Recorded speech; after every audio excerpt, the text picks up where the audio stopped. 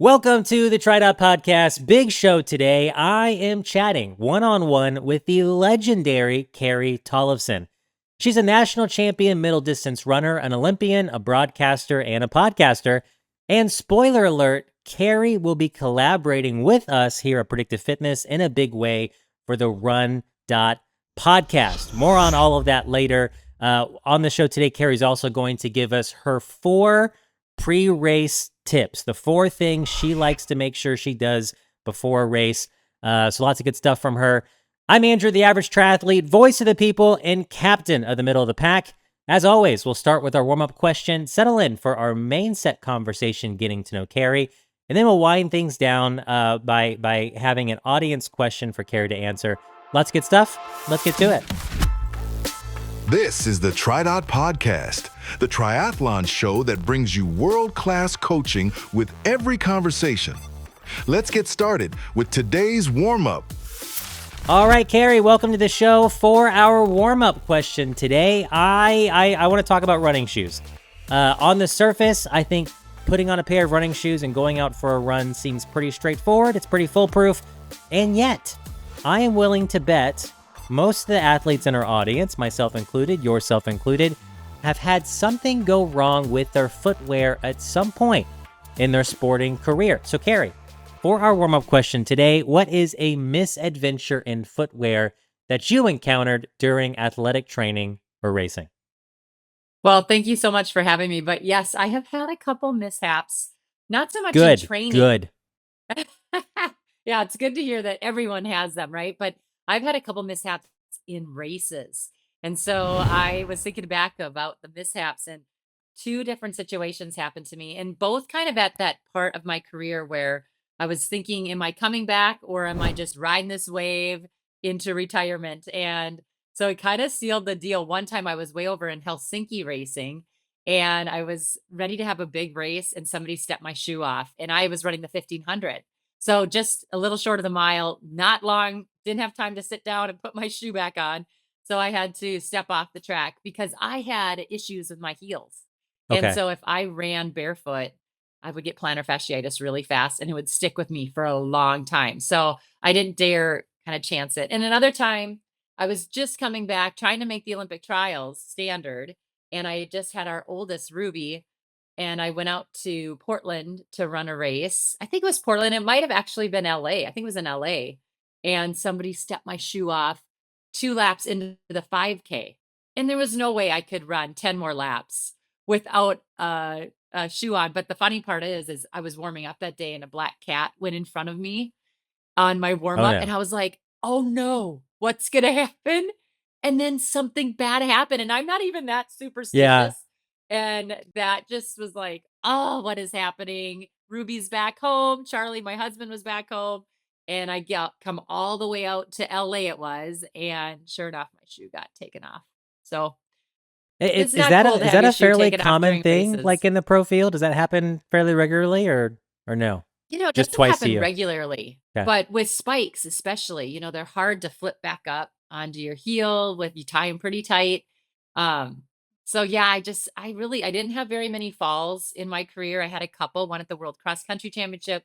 I had one when I was on the track, but other than that, I really didn't have much that happened. And distance events get pretty physical. Yeah. So I was pretty lucky, but pretty annoying to have your shoe come off. So Yep. that's my shoe story. Yeah. There's such little gear involved in running, and yet things can Yeah. go wrong with the one piece of gear we need, and that's our shoes. I was doing the half Ironman at Clash Daytona. So Carrie, in the triathlon world, that's a really cool race where you Hmm. actually race on Daytona International Speedway. Yep. It's like you're riding your bike on the NASCAR track. You're running through the track on the infield. Super cool event. And I'm in my Nike Vaporflies. And Carrie, I love Caterpie laces. Are you familiar with Caterpie shoelaces for running? Are they the no tie? Yeah, they're no tie, and they have like these little. And there's a couple brands that do no tie run shoes, but they have like these little like balls, so they look like little Yeah. Yep. caterpillars. Hence the name I do Caterpie. know. Yep. And I've never had any problem with my Caterpie laces. They always keep my foot nice and locked in. I Mhm. slide the shoes on, while I'm barefoot, and I go off running. But for whatever reason, on this one race, when I kind of opened up the shoe to slide my foot in, my entire Caterpie lace on one side on the right foot like came undone and like slipped through the eyelet of the shoe. And so I basically ran the whole half marathon with my right shoe like somewhat loose. It stayed on, but it was definitely like kind of clown shoeing at times around turns and stuff. It just wasn't very tight at all because essentially Huh. it'd be like running in an untied pair of shoes, right? Yeah. And thankfully, those carbon plated shoes, for race day, they kind of have a tighter upper to begin with. So in the end, I think I was okay, but there was a couple moments where I was like, is this shoe gonna stay on, or am I gonna be Carrie Tollefson pulling off to the side with my shoe Yeah. coming off? And ironically, Carrie, it was probably my best run off the bike I've ever had. I ran a 1:38 half marathon off the bike, which for my ability is pretty solid. And the whole time I was just trying to keep my shoe on. So that's my story. We're going to throw this question out to our audience like we always do. This question will go out on our Instagram. It will go out in the I Am TriDot Facebook group, and it will go out in the TriDot Community Hub. So if you're engaging with us in any of those places, find the question asking you, from all of your athletic adventures, what is a time that something went wrong with your shoes? Can't wait to hear what you, our audience, has to say. Let's go. On to our main set, where today we're kind of shutting down our regularly scheduled programming to just sit down one-on-one and get to know Carrie Tollefson. We're so excited to have Carrie coming on board with TriDot RunDot to host the RunDot podcast, and we'll talk a little bit more about that later in the show, just about why we've aligned with her and are excited to have her in the fold. But today we're just going to get to know Carrie, and Carrie's going to leave us before the main set's over with her 4 must-do things, the 4 things you've got to do before your race, whether it's a triathlon or a running event. Can't wait to kind of learn from Carrie before we're all done here. But Carrie, running it's an interesting sport, right? Because there's always the famous joke that for runners, like what other sports do as punishment is like your sport, right? Like, Mm. as a tennis player myself, like we had to run to be in shape to play tennis, right? Like your sport is the running part. So just what are your earliest memories as a kid of running competitively and thinking like, oh, this is a sport I want to pursue? Well, I started running because I had two older sisters that were athletes, and they both ran cross country, Okay. not because they loved the sport of running, but because they wanted to be better athletes. My middle sister was a really good basketball player and a hurdler, and so she wanted to just never have to take a time out in basketball. She wanted to be on the court the entire time, lead the full court press. She was the point guard, and so was I, because I had this middle sister that I looked up to and wanted to be just like. And then our older sister was really good at sports, but loved music and also just loved to study so much. That was her thing. And Nerd. so, yes, big time nerd, but I love her so much. But she ran cross country because I think she did like being out in the woods and like on cross country courses. She liked that aspect of it. And so I went out for cross to be like my big sisters. And in the very first race that I ran, I really learned a lot about myself. I learned a lot about pushing myself, but also about having fun competing.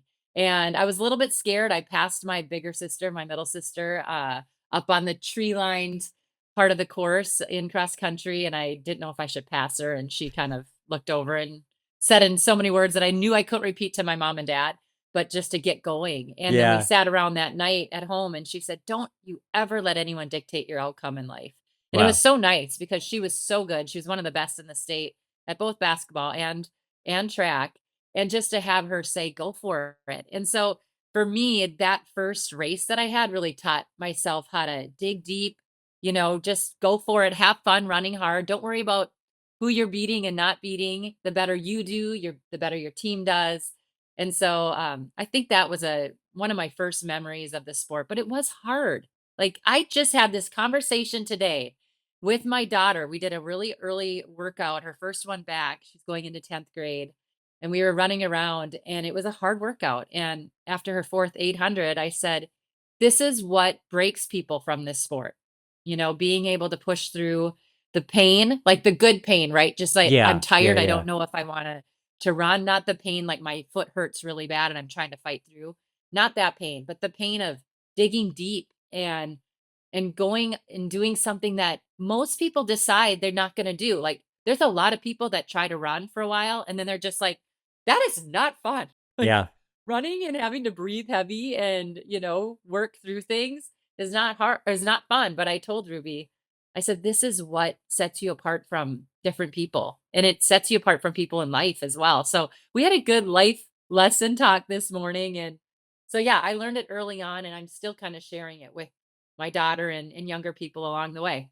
Yeah, that's so awesome, and I'm so impressed by your older sister, being a high schooler at the time, right? And having that Yeah. perspective that she gave you. And this is a joke that people will get if they listen to your podcast, but she more or less told you to get after it, right? Yeah, she did from very early on. I mean, I was in seventh grade and I was the ugly duckling for sure. Like big, 1989 it was, giving you all my Nice. age, Yeah.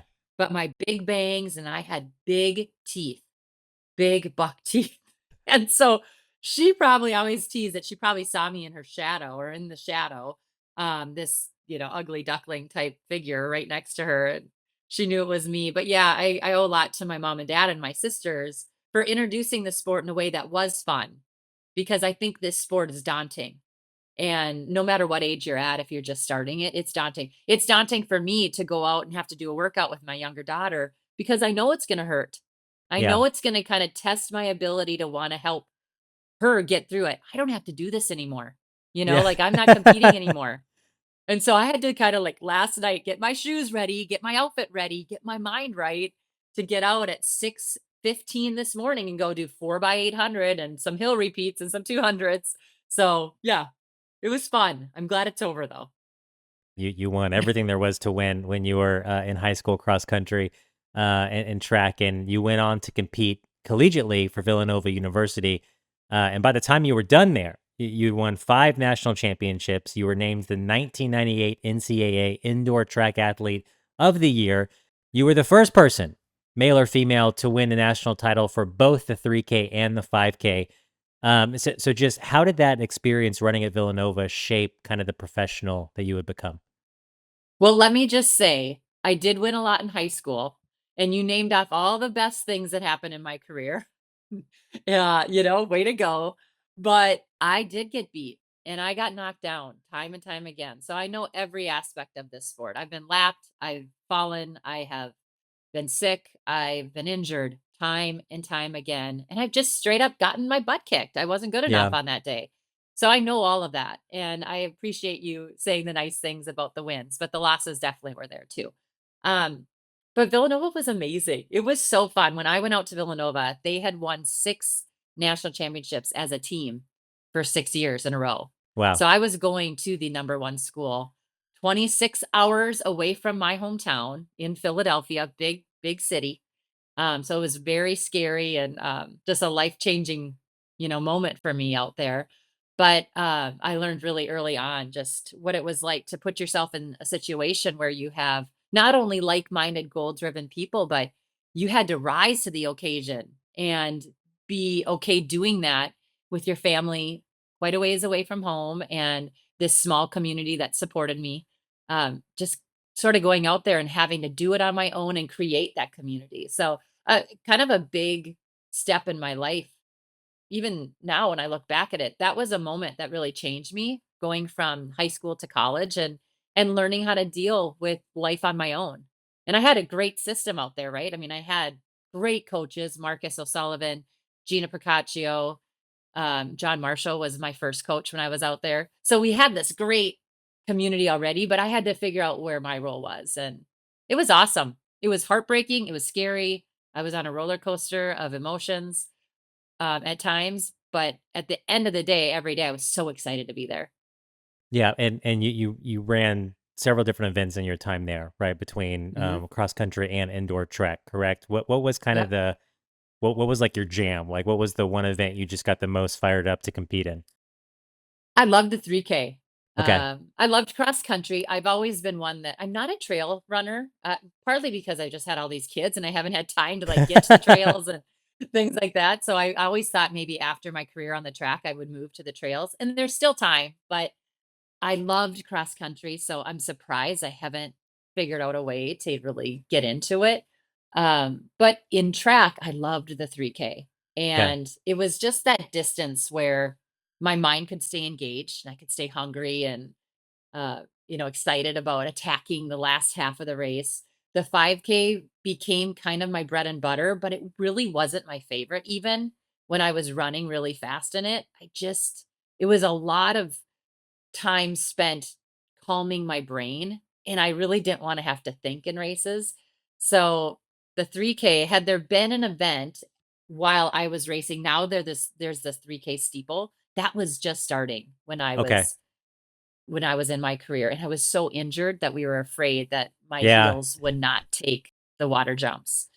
So then ran the 1500 and the 5K as a pro. And so, yeah, but at Villanova, like you said, I ran all of the races. I ran randomly, I'd run an 800 here and there for relays or for points. But mainly I'd run the 15-3 and the 5K there, which were all three I loved. Yeah. And so you were super fast in high school, super fast in college, had a great experience there. So it's no surprise you went pro, and you were super fast in the pro field and had a lot of success. And I hate like bringing people onto the show, and we got roughly an hour to chat. And I hate minimizing someone's like professional career to just like a question or two, but just to we got so much we want to get to today with you. Yeah. What would you say from your time as a pro, racing mainly the 1500, 3K, 5K? What's just like your favorite story to tell from your days as a pro? And we'll put the Olympics to the side. We'll talk about the Olympics in a Okay. second. Oh, great question. I would have to say probably I'm going to go back to cross country. My Okay. first US championship in cross country, well, I think it was the only one that I won in cross country, but it was in Van Cortlandt Park, which is out in New York. And I just kind of felt like that was a moment that everything clicked for me. Mentally, I was in it and I was, attacking hills, and there were some, not steps so much, but like platforms that we had to run down the last K. And it was just like everything was going my way. I was able to sort of stay, I don't know, awake enough to be able to kind of hit it every step rather than stutter stepping down those big platforms. And, I just felt like I was an athlete on that day and not just a runner. I was able to be agile and get through the course. And so that was a moment that I don't think I'll forget, because it all clicked that day and I was ready to attack anything. And when you have a race where physically you're ready and mentally it goes well, you remember those and you hope to be able to replicate that time and time again. Because a lot of times you're just struggling, you're fighting your body or you're fighting your brain. And when it clicks, you have to I took a lot of notes from that race, and I just tried to remember what I did right and how even the training coming into it worked for me, and the taper and all of that. So that was a really good race for me. And I was able to go over to the World Cross, and that was the year I fell at World Cross though. So that Okay. was a little In bit of a Finland. bummer. Yeah. Yeah. Yeah, it was a tough day for me to race World Cross, but it was still great. I had the USA across my chest, and that's always an honor.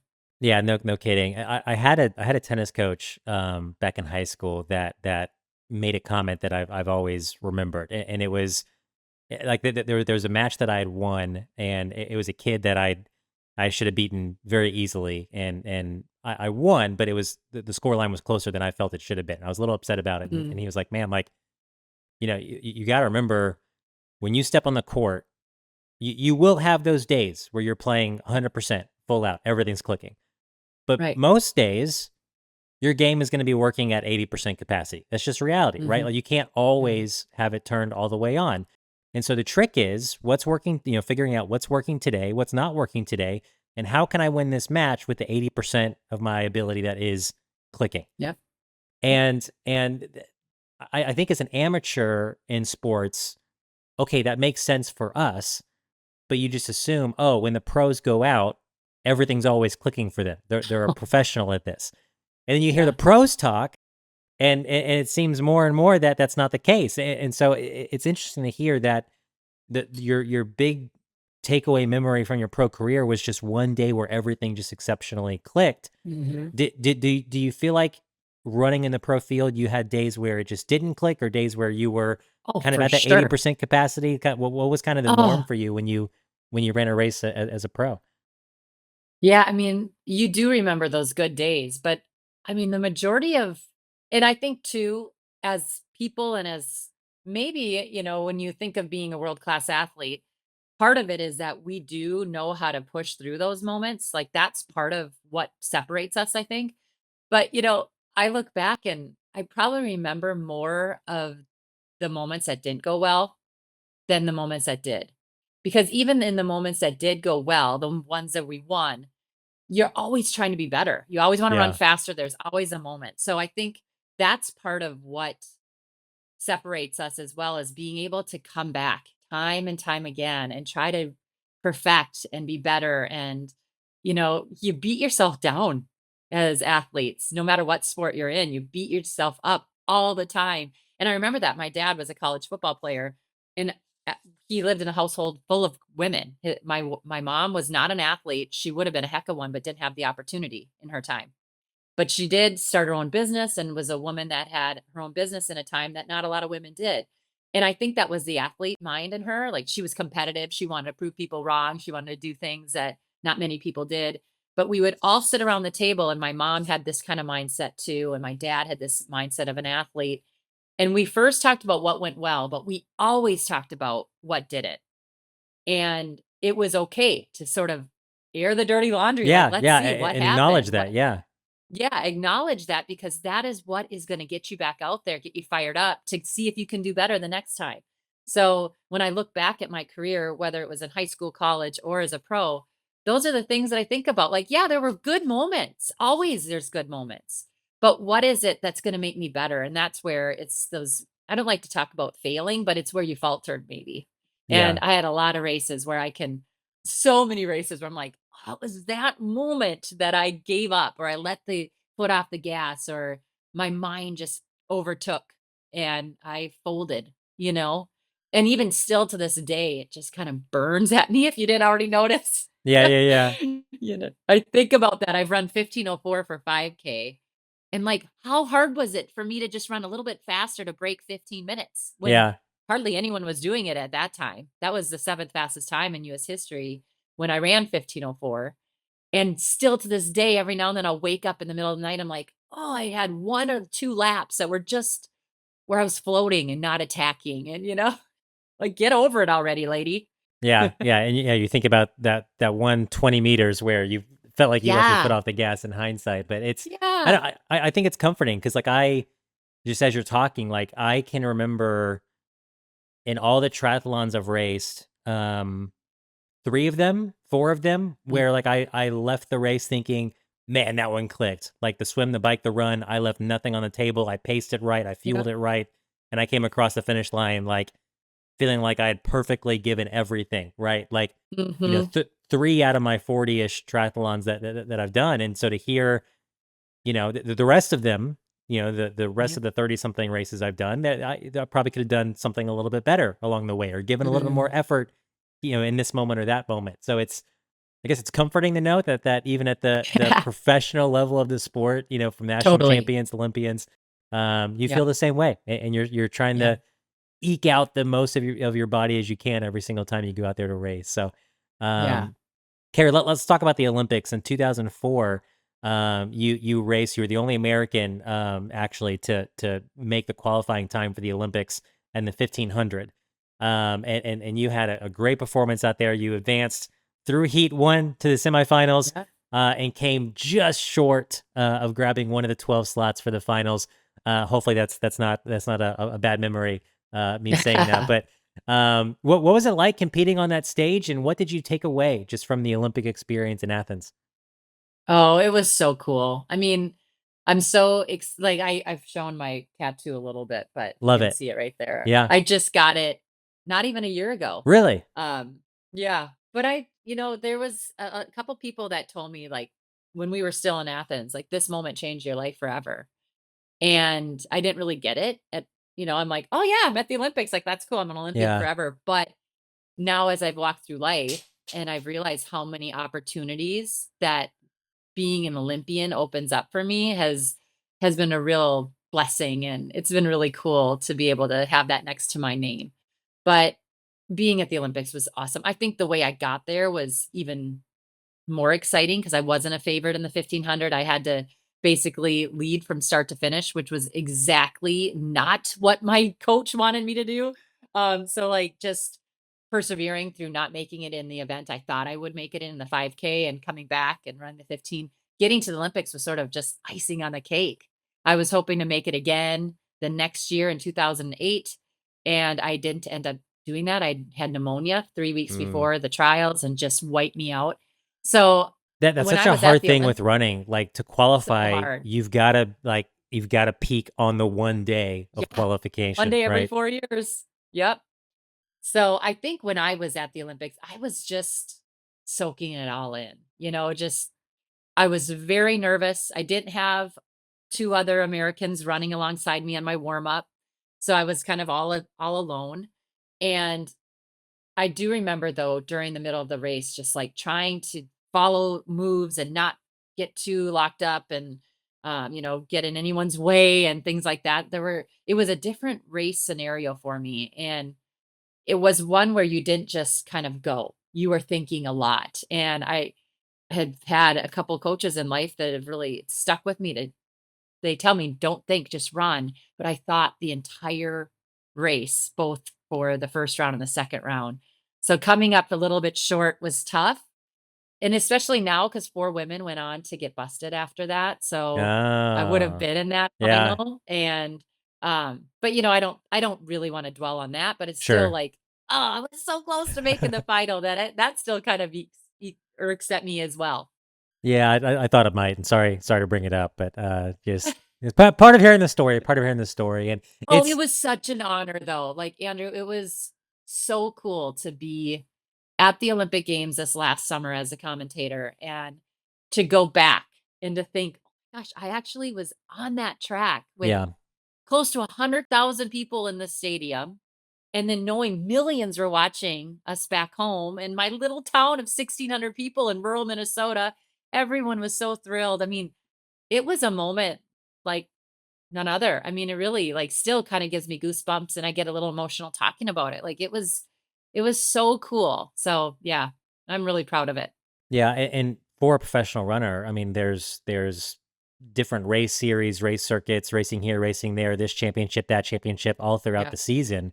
So that coming up once every 4 years, does it feel like is the pressure, the emotions, the Oh, everything amped up for the Olympics compared to everything else? yes. Yeah. It's wild. The Olympic trials are almost more pressure packed than the Wow. Olympic Games. Yeah.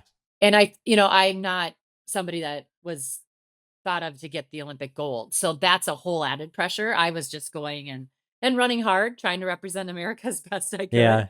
Um, but making the team here in America is, I mean, terrible is not the word, but that's what comes to mind. It is like you have never been that nervous in your life. Even walking down the aisle to marry Charlie, I was like, this is easy. This is a piece of Try running cake. the Olympic Yeah. trials. So people were like, "You don't seem very nervous." I'm like, "Have you ever run in Olympic trials Yeah. before?" Because that's especially when you really have an opportunity to make the team. My first round at the Olympic trials, I was living life. I was like, "This is so Happy to be cool." there. Yeah. Happy to be there, although I was lapped on national television right when the winner won. Like, there Carrie goes, another one, ringing the bell for me to go for one more. But, no, the trials are really tough, and so, for me, the Olympic Games was kind of like a breath of fresh air. Like, I was there, live it up, have fun, and then in 2008, come back and really go for it, which didn't end up happening. Yeah, yeah, sorry. So sorry about that. So Yeah, sorry, wah, but, wah, but it was uh, still cool. a consolation prize, Carrie, that I'm sure you're equally happy about. In Mm. 2006, this is like my favorite thing in your bio. In Oh 2006, my gosh. No, no, no, Sports no. Illustrated, being the highly acclaimed academic publication that it is, they declared you, Carrie, to be the Yep. fourth Yeah. most beautiful athlete in the world. Mhm. And as you can see, I totally am. I didn't curl one strand for you people. I'm sorry. I did my workout with Ruby, and then I had to go to boys football camp, and then I got home and turned on the mic.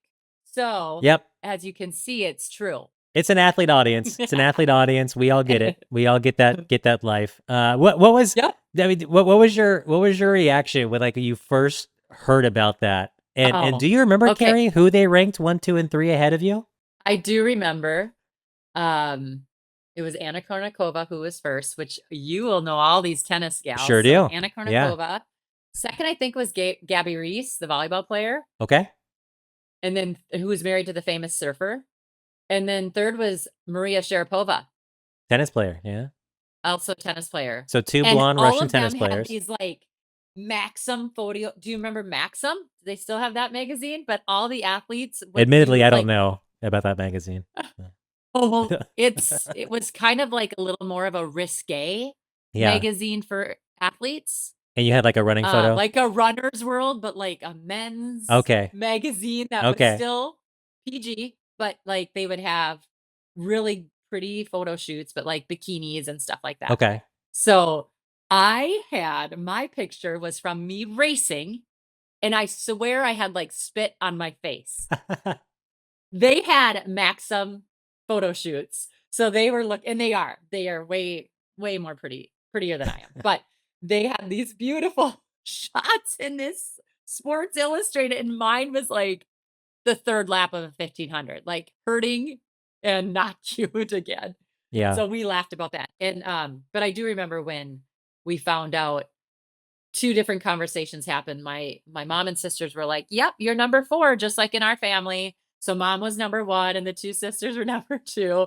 Everyone called me Quattro for a while. And then I remember my agent, like, "Carrie, this is I was like, "Is this a big deal? Like the 3 women in front of me are multimillionaires Yeah, yeah, yeah. and I'm, making like, I don't know, 20 grand." And my agent just said, "Run faster."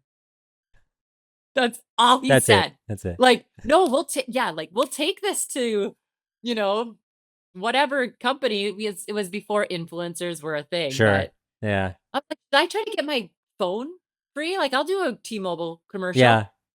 Nope, he just said, "Run faster." So nothing came out of it. Absolutely 0. Do you wish, Carrie, that social media and like being able to build a platform for yourself, do you wish that had been there when you were a pro so you could have capitalized on monetizing that a little bit in your prime? Or are you glad that you didn't have one extra thing to try to do while you You were know, pursuing pro running? I really like what social media does for people. I mean, it really does give the world a chance to really get to know them.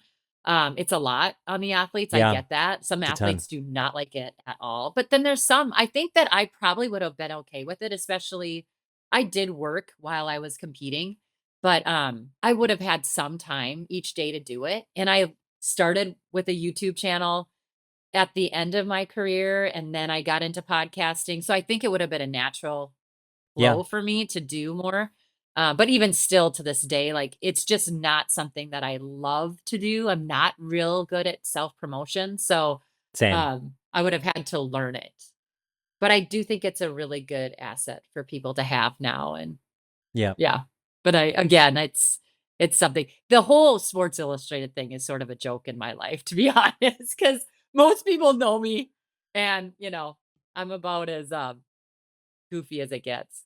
Well, and you get to leverage that beautiful fourth in the world beautiful face in your career now as a professional broadcaster. And you and I, like I worked in television for a long time, so we've behind the scenes already chatted about broadcasting for a long time and nerded out. Yeah. But for our athletes listening, if you guys don't know this, if you fire up the Boston Marathon coverage, Chicago, New York City, even the Olympics, right there on camera talking to you about what's happening on the race is Carrie Tollefson. You are on camera at all the biggest races for all the biggest networks, which is super cool to me, and I love hearing about it. What was broadcasting always an interest of yours to pursue after the pro running career? How did that transition happen? Yeah, I think even in high school, I always kind of wanted to be the local weather woman because I Okay. loved meteorology Yeah. and I loved the weather. And then when I went out to Villanova, I mean, I was in communications, so there was an obvious interest in communications, but we didn't have a broadcast major, or we didn't Okay. have that. We didn't have a ton of classes on it, but I did. have an emphasis in broadcast. So I Okay. did do a year-long internship, and I did some courses on writing scripts and things like that. Um, but yeah, I always wanted to do it. I did some radio spots when I was at Villanova. I did some video work for them. And then, like I said, I did my internships. And then when I was starting my professional career, I was interviewed when I placed second at the USA Cross Country Championships. And I asked Tony Revis, who is a huge name in our sport, I said, "Hey, if there's ever an opportunity, can I work with you? Like, I want your job one day." And he right away said, "Carrie, can you come and help on the next rock and roll That's so marathon?" cool. Yeah. It was so cool and really neat because there weren't a lot of females on the mic at the time. So randomly, I would just go and I would do some because that was when they were on TV. So I would do the rock and roll marathons when it lined up with my career. And so I started really early on and now that is what has been so fun and a really good way for me to stay in the sport and share my passion as much as I can with the audience. Yeah, and whenever we're texting back and forth, just booking podcast things and booking RunDot things and booking chats, you'll be, oh, I'm on the broadcast coverage for Peachtree this weekend, and I'm on for Chicago Yeah. next weekend, and it's so Yeah. you're the coolest person I know for sure Oh, already. get out of here. But for our audience, like when you go to one of these major events, Chicago, Boston, whatever it is, and you're just like, what's the race weekend like for the professional broadcaster? Like, what are your responsibilities? What are you doing with your time? How are you making sure you're ready to rock and roll and talk about the race while it's happening live? Sure. I mean, it takes a lot of prep before the actual weekend. So you should see my notes. My husband's an architect. And so we have a lot of 11 by 17. I think it's 11 by 17, it might be 11 by 14, but big pages, because Yeah, he'll print off some of his plans and things like that. And I use those for my broadcast. So I'll have these, it's like a big book and it has every kind of info that you would need for the broadcast, whether it's just their PRs or their stories in life, who they run with, their teams, all that. So the prep is what takes the longest, and I'll do that for months in advance, to be honest, yeah, because I'm watching what all the athletes are doing year round. And then race weekend is usually pretty busy for me. If I'm not doing like a live podcast, which I've been doing time and time again over the last 15 years, I'll do a live podcast. I'm now hosting a lot of the press conferences or even charity events. So I'm doing some MC work. Um, I'll do some of their social if they need that. Press conferences, chatting with the athletes, the agents, the coaches. It's just a lot of research for the potential that I need to talk about someone. And a lot of yeah. times I don't. Oh, that's such A a lot of great times you point. have all this Yeah, research and you don't get everything you got in. like But 24 ladies in the lead pack, and it whittles yeah, to 20 to 15 two. to 12 to 2, and all of a sudden Yeah. you're just talking about the two, and the research you did on the other Yeah. 20 doesn't matter. Yeah. But I mean, like last summer at the Olympics, I was over there for a month in Paris. And every day I talked about every event. It wasn't just distance events. I had to cover all of them. Wow. So that was a grind. It was really hard. My brain actually hurt after those 4 weeks. I was completely exhausted, but we got home and we had to get right back into it. It was, fall marathon season. So kind of like a mental dump and then you get going again. Yeah, that's so interesting. When I was a TV producer, every time we had a guest booked for the show, just kind of going back to the conversation about social media, honestly, I often found the most helpful tool to like learning what the vibe was of a guest and like what they were Mhm. about and what they were into was their social media For handles, right? sure. I'd find them on Facebook, I'd find them on Instagram, and that often would like tell me more about that person than their own website, right? Yeah, So anyway, it's true. yeah, super interesting to hear, and yeah, now for all of our listeners, next time you're firing up one of those broadcasts, you'll see Carrie, you'll hear Carrie, and you'll know Carrie, and it'll be super fun to hang out with Carrie for a little Yeah, while and watch a you'll hear the marathon. long, "Oh, don't you know?" here and there. Don't you know that Minnesota? Yeah, that Yeah. Minnesota. It's all right. We've got the y'all. They're used to my Texas y'all, and wait, from your time broadcasting, right, and covering these races, what was maybe just like one moment that stood out to you as being extra special, extra interesting, maybe Mhm. just I guess anything. Sky's the limit. Something random, something wild that you were just very thankful that you had the chance to be on the mic talking about it as it was happening. I think when Shalane Flanagan won New York, well, she was It's the a good first one. American in, I think it was 40 years. I can't even remember. I don't have that stat in front of me. It took a long time for us to get an American. Maybe it was 20 years, but I remember, trying to keep it together on air, Yeah. and at the same time letting it just be, because she was a really good friend of mine throughout our years of racing. And um I looked up to her even though she was 4.5 years or so younger than me. And I was proud of her, and I was proud of the American running community and the elite community. And so I think that that was a moment. I know we went to commercial right before we called her in. We knew she was going to win, and I just kinda lost it. I'm like, "Get it together before you're on camera again." Um, but it was so special, and it was a really cool moment. So that I think was exciting. But then also, like, calling world records have been really neat. I've sat on the lead vehicle. I've been in the studio and seen different world records. Those are moments in history. Like, we just watched Ruth Chepngetich run sub 2:10 Yeah. in Chicago last year, and I was in the studio for that. And trying to get the words out while you're so pumped, like, that's where the athlete in me needs to kind of, like, calm down Yeah. and, be able to tell the story. So I have to remind myself that, I'm still on air.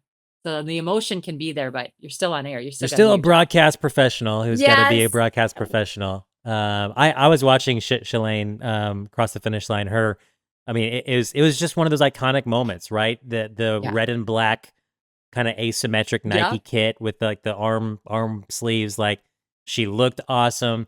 she I just did. loved that she's coming down the finish line. Like, didn't she like yell the F word? And Yeah, she was just she so excited. did. She was like, "F yes!" Like, like, it's just Yes. like just an iconic moment all the way around, for sure. So yeah, that's That a good was one so that I cool. remember as well. So I know. um, well, now you're also a podcaster, which we have that in common. And we're on this recording, we're doing okay. We're 47 minutes in as two podcasters. We could probably chat for 2 hours and not even blink. But um, Yeah. usually when our episodes go long, it's probably my fault, not the guest's fault, and we try not to go long. But um, what inspired? Yeah, at what point did you decide, like, man, I really want to get into the podcast space. I want to talk running on a microphone with other elite runners. You started C Tolle Run, Mhm. as in Carrie Tollefson Run. Yay! And I would encourage all of our listeners, go check out Carrie's podcast. I've been listening to it a lot lately, and I'm always impressed by the conversations. I'm encouraged by the conversations. I learn from the conversations as you're interviewing, people around the running industry. But what was kind of the spark that led to you Mm. launching your own podcast? Well, like I said, we started the YouTube channel first, and that was Okay. really fun. We did a weekly video where we would do different workout ideas, race recaps, you know, cooking videos, strength training, all the things. And I love that because I like to be on camera, and I think that I could kind of apologize with my smile at times just by like being goofy and whatever. Um, but then we, as at C Tolle Run, talked about the podcasting, doing podcasting, because in 2016 it was still fairly new. Podcasting was getting going, Yeah. but there weren't a lot of running podcasts. So we started that, and then I fell in love with the fact that I could actually get to know an athlete even better and share with them their story. And again, that roller coaster ride that you go on as an athlete, like the ups and downs. And even there were times where we learned stories of people that weren't elite athletes. Like, we would for walks and interviewed mayors, or we went for runs with people at times and chatted with them, or learned from the parents of Gwen Jorgensen. The Obviously you all know her at TriDot. Sure Like, do. Yeah, sure do. yeah, we love interviewing her mom. I have not interviewed her dad. I should say we've interviewed her mom. Um, but just hearing how she or they raised her. And we've actually talked to Pat, her husband, and we've cooked with him before. Like, we've done all of the things. And the podcast was a really nice way for me to get to know them at a deeper level.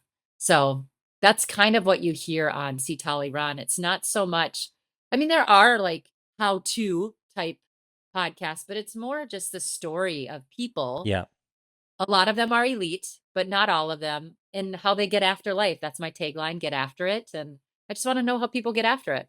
Yeah, I absolutely love it, and we're excited because we're partnering with you on your show, and RunDot Yeah. is going to be very involved with C Tolle Run. You're going to be very involved with RunDot, and you're somebody, Carrie, that as it was very important to us that the person that hosts the RunDot podcast when we were ready to launch it was just neck deep in run culture, like neck deep in the sport, had a passion for the sport. It would have been very easy just for me to take another hour of my week and host a second podcast. Like I run, I know how to run, but I'm not like neck deep in it, passionate about it like you are. And for a runner that tunes into the RunDot podcast, I want them to just be drawn in by the passion of the host and the asking questions. And so to me, it's perfect because our Mm. listeners, our running listeners, and even our triathletes listening today that want more podcast time, they can fire up the RunDot podcast when we launch it, coming soon, and learn about running.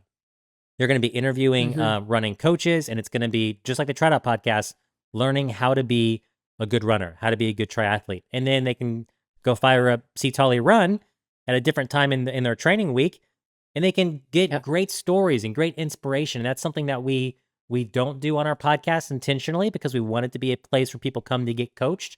And so we're very excited for the runners in our ecosystem to have that outlet with C Tolle Run. So for our listeners listening today, if they're going to go check out your show and kind of get a get just their feet with, okay, what's Carrie's podcast like? What is like your top recommendation for an episode for all of us to go check out and listen Oh. to? Oh goodness, there's so many. There's We didn't miss a Thursday. 408 of them. So yeah, there's a few. 408. We just took a break in December at the end of 2024, and we're still on this little bit of a break, and now we're going to kick it off here Coming back coming up, soon. like you said, Coming back soon. coming back soon. But I mean, I just spoke about Gwen. I loved Gwen's, all of them.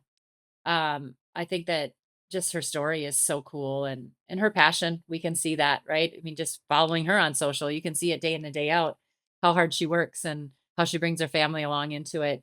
Meb, you guys know Meb. We always have fun because Meb and I have been racing together since high school.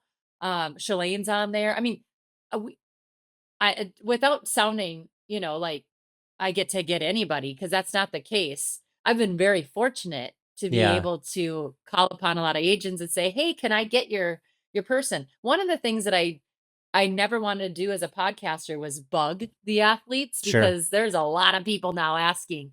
So Yeah, I'm not always the one that's gonna get the first interview after a big results, but I will get it eventually, and I'll do it on the athlete time. Like I always say to them, please say no to me. If you want to say no to someone, say sure. no to me, Yeah. because we'll come back when the time is right. So yeah, there are so many fun episodes, but I just think what you're gonna find are a lot of 30-minute episodes. I don't love to go too long. And you take it up, take us out in your ears. And then I find a lot of people are like, well, wait, I want to dig a little deeper. So I'll either go to another episode of Carrie's, or I'll go to another podcast, which is great. There's Yep. room for everyone. And I Absolutely. want to help all the podcasters and people to learn more about running. Yeah, I feel the same way. And I was listening to your episode with Alexi Pappas, and she had just Mm, launched a new love podcast, and you Alexi. spent 10 minutes just talking about her new podcast on your podcast. And Yeah. I feel the same way. Like I'm not threatened by another pod. Like please go listen to everybody. There's a lot of great shows out Yeah. there.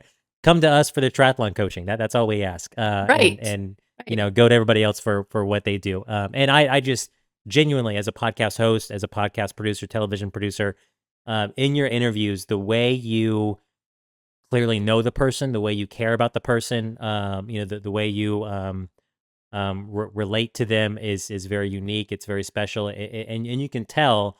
Oh, you're not just a host of a running show that's poking these people to get them. Like you have a relationship with these people because you are in the running Mhm. culture alongside of them. It's almost like a peer-to-peer relationship, and that comes through the interviews in a really cool way. Because you can tell they know you, they trust you, and yeah, they open up with you, and they're really really good conversations. So No, it Absolutely, maybe is folks. the being the daughter of a hairdresser. Yeah, You can there chat you about anything. go. It's a gift, So, right? Being able to talk to people well yeah. is honestly a gift. But Oh, thank you. we're very excited to partner with you for the RunDot podcast, and that will be launching this year for sure. We're still nailing down the exact start date. There's a lot of exciting stuff happening behind the scenes of RunDot right now that I can't talk about. But Yeah. the podcast will be Stay launching tuned. soon, as in within months. Um, Carrie, as you kind of were introduced to our brand and getting to know us, what made RunDot just a brand that you felt confident partnering with and working with moving forward? Well, first of all, Jeff's been on the podcast before as well with Meb, and I just felt like they're genuinely excited about the brand. And like I said, Meb and I have gone back for years, and I think if he can align with something like RunDot, I should as well. And so I'm excited about that aspect of it, is being able to dig into it, learn a little bit more about it, but also again, be able to share with your athletes that you already have at TriDot and at RunDot the joy that this sport has given me, and also the heartache and the ups and downs. We'll work through that together. Everyone has it. Yeah, Every single person, every single athlete. And I call everyone an athlete. We all have an athlete in us. Some people are like, "Oh, she's not talking about me. I'm not an athlete. I just go out there and I'm a weekend warrior." No, you're an athlete. You all have an athlete in you. And so I want just people, if they're going to spend time away from home, away from their kids, away from their jobs, and they're trying to get the best out of their bodies, like, let's go do it right. And so if this is a way for me to encourage you to put me in your ears and be inspired by another story, then let's do it. Let's have some fun. yeah, absolutely love that. So Carrie, we promised the people we're 56 minutes in. Again, two podcasters, we can talk a long time. Sorry. We promised the people we would close the show. Before closing the show, we would hear your 4 pre-race must-do things. Do these 4 things to have Okay. success on your race. And so I'm going to step out of the way. I'll give a comment or two, Okay. I'm sure, because I'm a podcaster. But we'll go through these a little quicker than intended. But I want to leave Okay. our people with the intended learning opportunity. So, Okay. Carrie, These are what the is? top 4 that came to mind. Yeah. So yeah. Obviously, more things to do. But I asked Carrie. I was like, Yeah. for our triathletes, for our runners, whether they're going out for a sprint triathlon to an Ironman, a 5K to a marathon. If you have a race coming up, what are just the things you have to do before the race? From Olympian Carrie Tollefson. So, Carrie, what is your pre-race Okay. must-do number 1? Okay. Visualization. I think Okay. visualizing is something that is very undervalued. And people think that that's only for the people that are winning the race. And I don't think that's the case at all. Visualization for me helped me. I wasn't always winning races, but it helped me get to the start line feeling a little bit more confident about all the work I had done and the task at hand. So I think that if you can think about your race, know the course, know where you're planning to get your fueling, know what you're going to be doing in between transitions. For runners, knowing how you're going to work through the different mileage. Um, that for me, just being able to shut my eyes, and I usually did it 10 days out, and every night before I went to bed, I would just take 5 to 10 minutes. And it became a prayer for me because I'm a Christian. So I usually was like, please, Lord, let me do this. But also, if you're not one to pray, that's cool too. Yeah, But yeah, you yeah. can walk yourself through race day. And usually it was when I was laying in bed, or if I just needed some quiet time, I would just shut my eyes and think about the course, think about all the training that I did to make it right, um, positive word cues that I was going to use during the race to get me through each lap. I mean, I use those during the mile. You can use those during a marathon. I used it during my marathons. My husband's an Ironman triathlete. He used things, yep, just like most of you listening. So yeah, I think visualization is one thing that we don't use, and we can use that throughout our regular life as well. I use it before I get up and speak. I just did a big commencement speech, my first one ever, and I definitely Wow. visualize seeing that. Yeah. So you can use it. I use it before the red light goes on when I'm doing all of my big broadcasts. And so it sounds funny at times to train your brain, but we definitely need to train our brain. Yeah, I think where I'm very good at doing this is for moments where I feel a little intimidated by the moment, right? So if it's a big A race like an Ironman or a Yep. 70.3 where I want a PR, when I did Escape from Alcatraz, for example, I was very intimidated by that course and jumping off the ferry in the San So Francisco cool. harbor, all that jazz. And so in Oh my my training gosh. leading up to that, yeah, I was doing a lot of visualization to kind of try to put myself in that moment before I was actually in that moment. Yeah. And then when you get to the moment, it's not the first time you've seen the moment, right? And Hmm. where I think I could be better about it is doing it more often just in big training sessions or for races that maybe aren't an A race that are local. Yeah. But yeah, absolutely love this as a tip before your race. Visualize the race all the way through start Yeah. to finish. Carrie, what is your pre-race must do number 2? Okay. So I'm thinking when you asked me this, I was thinking more of road races and again, triathlons, Sure. obviously you have to get to the race Yeah, and parking for me is always a nightmare. it's So always different that is every race. Yeah. it's always different. So when you're asking me this, I'm like, please like figure out your parking strategy. It's almost as important as figuring out your start line. Wow. So one of the things, and this will transition into tip 3, but if you know where where you can park, and great if you get Rockstar right front row parking, that's great. Obviously, it's nice to have things to be able to run back to your car if you need it or whatever. But if you don't do that, one of the tips that I have is find parking maybe a half mile or a mile away where you can throw on your stuff in your backpack or in your bag and be able to set it down when you get there, but use that half mile or mile for part of your warm up. So tip Okay. number 3 is always warm up for a race. Yeah, Even if you're absolutely. someone that is thinking, oh, I'm just going to warm up into the race during it. I still think it's important for us all to warm up. So first was visualize. Second was parking, find parking, whether it's right up close or even if it's a little ways away. And if it's a little ways away, then tip 3 is warming up into the race. Use that further parking spot away that you would use. Oh, did that sentence come out right? I don't know if it did. But use that parking spot that's further away and And get a warm warm up. up into the Yeah, race. get a warm up. Yep. Yeah. I Always think love it's you bringing important up to warm up. I love you bringing up the parking bit because that's something you don't think about until you're like finally driving to the race, right? And for some races it's easy. Some races have plenty of parking close by, whatever. Some Yeah. races it's challenging, and I've had races where a family member will just drop me off close to transition, Hmm. and then they'll worry about finding the parking, right? If it's going to be a little Yeah. stressful. That's I've great if you I've have taken that. taxis, especially when I'm racing in a foreign country. And we Hmm. might not be staying, close to the race. I might take a taxi down there, and my family will meet me down later. But yeah, like having that figured out beforehand is just you want as few variables to sort through on the day Yes. of the race as possible. Oh, Um, and you just get so crabby when you can't find a yeah, yeah, spot. yeah. You Not don't good. want to like spike your heart rate before the actual race Right. starts, but just because you're stressed about parking.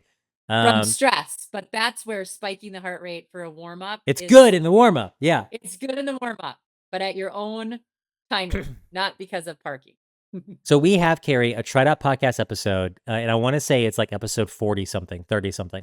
We did it years ago, where we were talking about pre-race warm up, and we should probably refresh the conversation because it's been a few years. But I remember the coach on the episode telling us the longer the event, so like half Ironman, marathon, half marathon, the less of a warm up you need, and the shorter the event, the longer you will warm up because you're Mhm. a sprinter, for example, is going to warm Explosive or up whatever, longer yeah. than a marathoner. You've raced a lot of distances over your career, right? From the 800 all the way up to the marathon. Did you find that to be true for your run career? I mean, maybe, and now that I look back, I probably did spend a little bit more time, doing drills and strides and things for a 1,500 meter and a 5K. But I do find that no matter what distance we're doing, it's important for us to warm up. And I think obviously you're not going to go and run 5 miles before you do a marathon unless that's some sort of training in the Sure. marathon that you're racing is more like a training run. But one of the things that I don't love is that some people just go right to the start line and maybe they're running a 5-hour marathon, which is great, but they're cold as all get out and they just start the race. And I think that it's a little daunting when you start the race and you're all of a sudden super excited, and it might not be because of the pace, it might be because of what's around you, but it's foreign at that moment to feel your heart rate so high. So I try to tell people, even if you're standing in your corral, jog a little bit, do some high knees, some kick butts if it's really tight in there where you can't move. Just to be able to like get your body going and then calm down a little bit before the gun goes off, even if it's just a minute or two. Calm yourself, do a little visuals. How come I can't say it? Visualization, Visualization. Yeah. Gotcha. Yeah. and then take off. So, but if you're running a 5K, I definitely think some strides and some drills are important no matter what pace you're going, because it is hard off the gun, off the line, you are running hard or walking hard. It's going to be over pretty Yeah. fast. So, Carrie, Hmm. to close out our main set, what is your pre-race must-do number 4? Porta potty. Yeah. Know where the porta potties are. Yeah. No joke. Yes, or wherever you can find a bathroom. Like, it is the worst nightmare when you cannot go that final time. And, obviously in those longer races, that's part of the whole planning, right? Is being able to get in and out. And I feel like I have some world records on being able to get in and out of a porta potty That's another fast. podcast episode that I can't wait to have with you. Yes, Yeah. it is. And even like fun conversations with the person next to you. Yeah. Yeah. But, for the sake of time, like, let's just say find your bathroom stop before the race is going to go off, because there might be a long line. There might not be toilet paper, like all of those things that you really want to have in that final stop. We need to know in advance how it's going to happen on race day. So it's basically visualize your race ahead of time, have a parking plan, have a warm-up plan, have a potty plan. Yes. Yeah. I love it.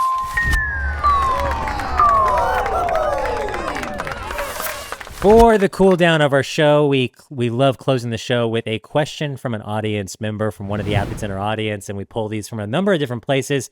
And Carrie, the question from the audience I have pulled for you today, running related, of course, running related for you. We have an athlete named Emily who wants to know, how many run shoes do we really need in a shoe rotation? She says she often hears it said it's good to have more than one running shoe that you use in your training. But just doesn't really have a reference point for is that 2 shoes? Is that 8 shoes? How different do they need to be? We could do a whole podcast on this for sure, but just real quick, Carrie, what's the quick answer from you of what do you look for an athlete to have in a run shoe rotation? Yeah, I mean, I like to have my race shoe that I'm hoping to race in, or one that I've raced in before, to have that idea, especially when you're running marathons and road events like that.